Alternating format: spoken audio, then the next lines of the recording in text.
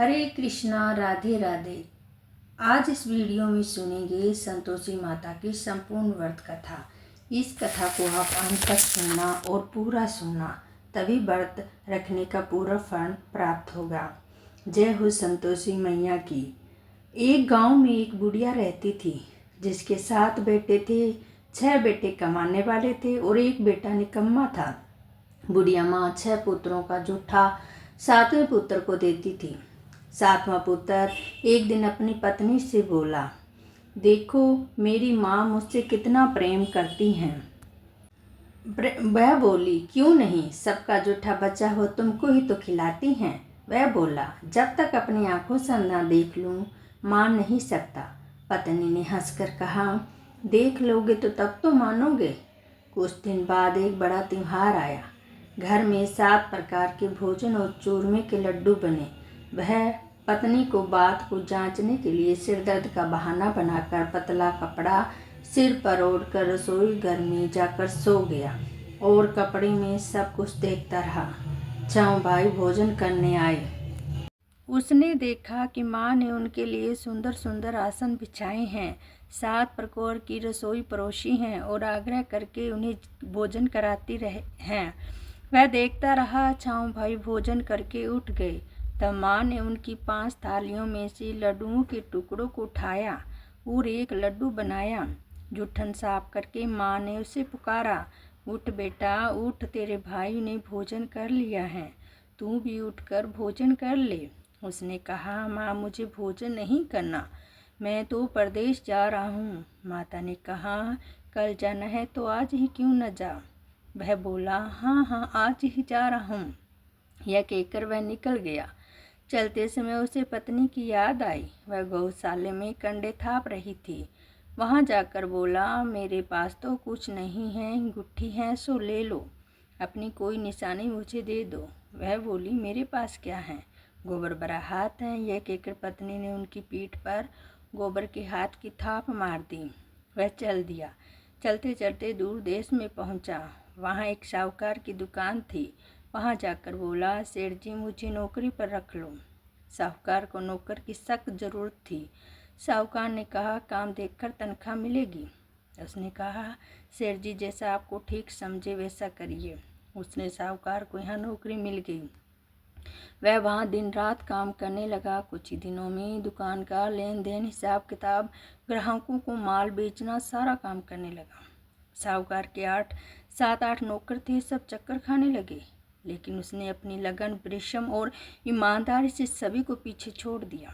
उसने किए गए का फल मिला। सेठ जी ने उनको काम देकर 3 महीने में उसे मुनाफे में साझेदार बना लिया। परिश्रम करते करते 12 वर्ष हो गए। वह नगर का नामी सेठ बन गया और सेठ अपना सारा कारोबार उस पर छोड़कर बाहर चला गया। इधर उसकी पत्नी पर क्या बीती तो वे सुनो। सास ससुर से दुख देने लगे। गृहस्थी का सारा काम करवाकर उसे लेकड़ी लेने जंगल में भेजते। इसी बीच घर की रोटियों के आटे से जो भूसी निकलती है उसकी रोटी बना कर रख दी जाती और फूटे नारियल की नली में पानी दिया जाता। इस तरह दिन बीतते रहे। एक दिन वह जंगल में लकड़ी लेने जा रही थी। तब उसे रास्ते में बहुत सी स्त्रियां संतोषी माता का व्रत करती दिखाई दी। वह वहां खड़ी होकर पूछने लगी, बहनों ये तुम किस देवता का व्रत करती हो और इसके करने से क्या फल प्राप्त होता है? इस व्रत के करने की क्या विधि है?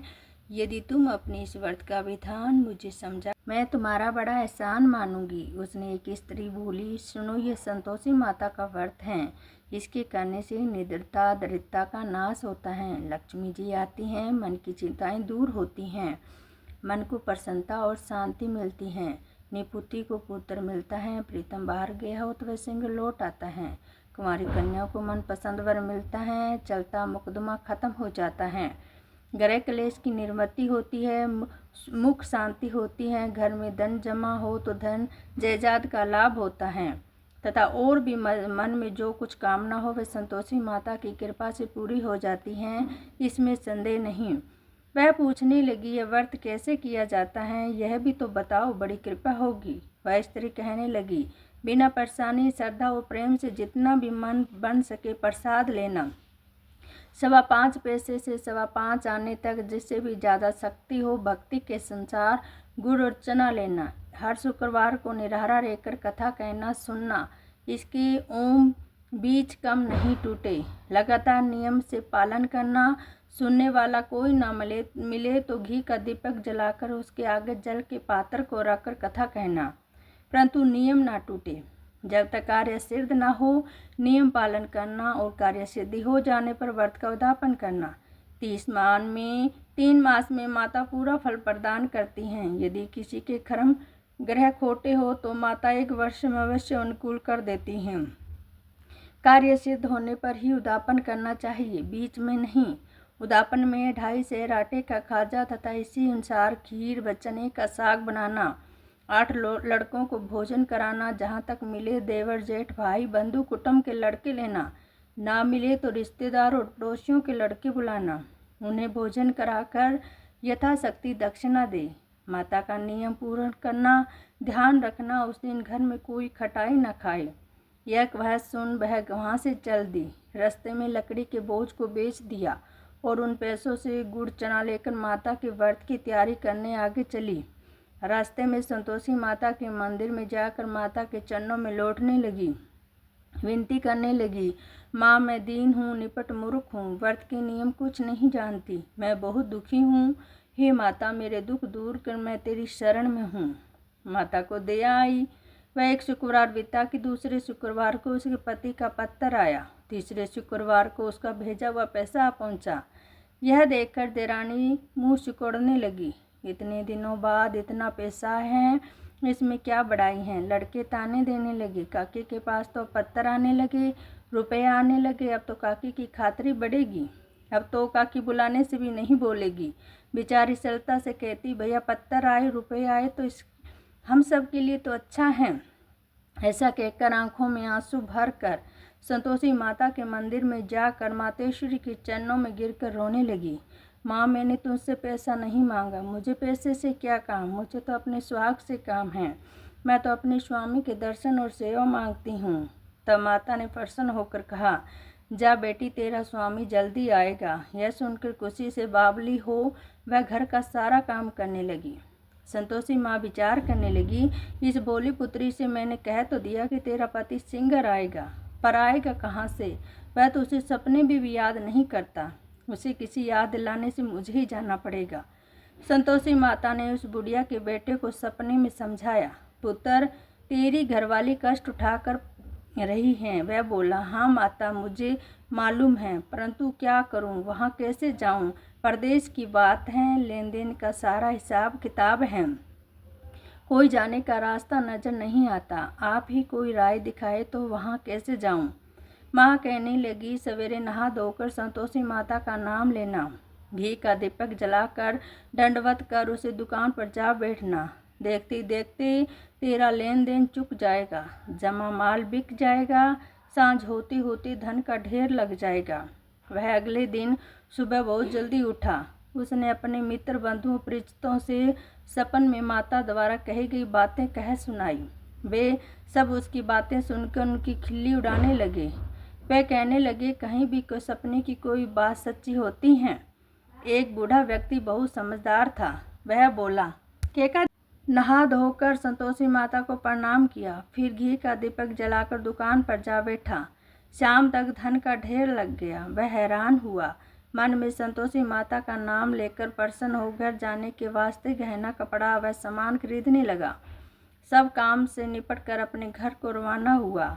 इधर उसकी पत्नी जंगल में लकड़ी लेने गई। लौटते वक्त थक कर जाने के कारण संतोषी माता के मंदिर में विश्राम करने बैठ गई। यह तो उसके रोज रुकने का स्थान था। धूल उड़ती देखकर माता से पूछती हैं, हे माता यह धूल कैसी उड़ रही है। माँ ने कहा, हे पुत्री तेरा पति आ रहा है, अब तू ऐसा कर लकड़ी के 3 बोझ बना, एक नदी के किनारे पर रख, दूसरा मंदिर में और तीसरा अपने सिर पर रख कर तेरे पति लकड़ी का गट्ठा देखकर मोह पैदा होगा। वह रुकेगा, नाश्ता पानी खा कर माँ से मिलने जाएगा। तू लकड़ी का बोझ उठाकर जाना और बीच चौक में गड्ढा डालकर 3 आवाजें जोर से लगाना, लो सासू जी लकड़ी का गट्ठा लो, भूसी की रोटी दो, नारियल के खोपरे में पानी दो। आज मेहमान कौन आया है? संतोषी माँ की बात सुनकर वह बहुत अच्छा माँ जी कहकर प्रसन्न होकर लकड़ी के 3 बोझ बना लाई। एक नदी के तट पर, दूसरा माता के मंदिर पर रखा और तीसरे में ही मुसाफिर वहाँ पहुँचा। सूखी लकड़ी देखकर उसको इच्छा हुई वह विश्राम कर ले और भोजन बनाकर खा पी कर गाँव चले। इस प्रकार भोजन का विश्राम करके वह अपने गांव में आ गया। उसी समय बहू सिर पर लकड़ी का गट्ठा लिए आई और गट्ठे को आंगन में डालकर जोर से 3 आवाज़ें देती हैं। लो सासू जी, लकड़ी का गट्ठा लो, भूसी की रोटी दो, नारियल के खोपरे में पानी दो, आज मेहमान कौन आया है? यह सुनकर सास ने अपने दी हुई कष्टों को भुलाने के लिए कहा, बहू तू ऐसा क्यों कहती है? तेरा मालिक ही तो आया है, बैठ मीठा भात खा, कपड़े गहने पहन। पत्नी की आवाज़ सुनकर उसका स्वामी बाहर आया और हाथ में पहनी गुट्ठी देखकर व्याकुल हो गया। उसने माँ से पूछा, माँ ये कौन है? माँ बोली, बेटा तेरी पत्नी है। आज 12 वर्ष हो गए हैं जब से तू गया है, तब से सारे गांव में जानवरों की तरह भटकती फिरती हैं, कामकाज कुछ करती नहीं, 4 समय आकर खा जाती हैं। अब मुझे देखकर भूसी की रोटी और नारियल के खोपरे में पानी मांगती हैं। वह बोला, माँ इसे भी देखा है और तुम्हें भी। मुझे दूसरे घर की चाबी दो, मैं उसमें रहूँगा। ठीक है बेटा, तेरी जैसी मर्जी, कहकर माँ ने चाबी का गुच्छा बेटे के सामने रख दिया। उसने दूसरे के घर खोलकर सारा सामान जमाया। एक ही दिनों में वह राजा के महल जैसा ठाट बाट बन गया।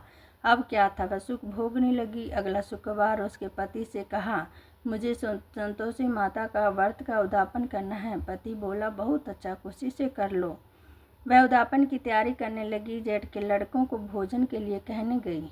उसने मंजूर किया, परंतु पीछे से जेठानी ने अपने बच्चों को सिखलाया, देख रे भोजन के समय सब लोग खटाई मांगना, जिससे उसका उद्यापन पूरा न हो। लड़के भोजन करने आए, खीर पेट भर खाई, परंतु याद आते ही कहने लगे, हमें कुछ खटाई खाने को दो, खीर खाना हमें भाता नहीं, देखकर रुचि होती है। लड़के उठ खड़े हुए, बोले, पैसा लाओ। भोली बहू कुछ जानती तो थी नहीं, उसने पैसे दे दिए। लड़कों ने बाजार जाकर उन पैसों से इमली खरीदी और खाए कर देकर बहू पर माताजी ने कोप किया। राजा के दूत उसके पति को पकड़ कर ले गए। अब क्या मालूम हो जाए जब जेल की रोटी खाएगा। बहू से यह वचन सहन नहीं हुए। वह संतोषी माता के मंदिर में गई और कहने लगी, माता तुमने क्या किया? हंसाकर क्यों रुलाने लगी? माता बोली, पुत्री तूने मेरा व्रत भंग किया है, इतनी जल्दी सब बातें भुला दी। वह बोली, माँ भूली तो नहीं, पर अपराध किया है, मुझे तो लड़कों ने भूल में डाल दिया, मुझे क्षमा करो माँ। माँ बोली, ऐसी भूल कहीं होती हैं? वह बोली, अब कोई भूल नहीं होगी। अब बताओ मेरा पति कैसे आएगा? माँ बोली, पुत्री जा, तेरा पति तुझे रास्ते में आता मिलेगा। वह मंदिर में निकलकर बाहर आई तो रास्ते में उसने पति आता हुआ मिला। पूछा, कहाँ गए थे? वह बोला, इतना जो धन कमाया था उसको राजा ने मांगा था, भरने गया था।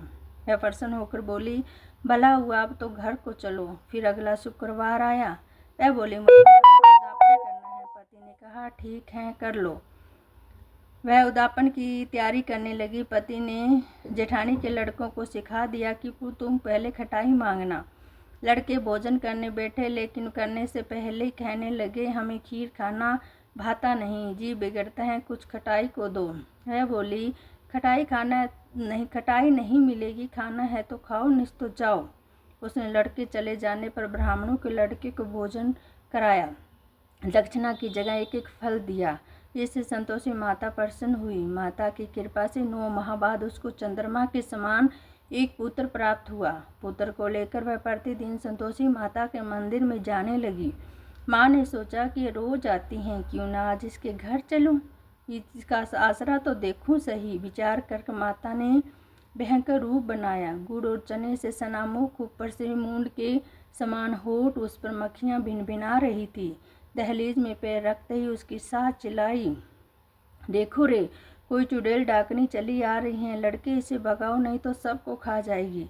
बहू रोशनदान से सब कुछ देख रही थी। वह बड़ी प्रसन्न हो उठी, आज मेरी माता मेरे घर आई हैं। यह कहकर दूध पीते बच्चे को गोद से उतार दिया। इस पर उसकी सास क्रोध में भरकर बोली, अरे राण, इसे देखकर कैसे उतावली हुई हैं, जो बच्चे को पटक दिया। इतने में माँ के प्रताप से जहाँ देखो वहाँ लड़के ही लड़के नजर आने लगे। वह बोली, माँ जी, मैं जिनका व्रत करती हूँ वही संतोषी माता हैं।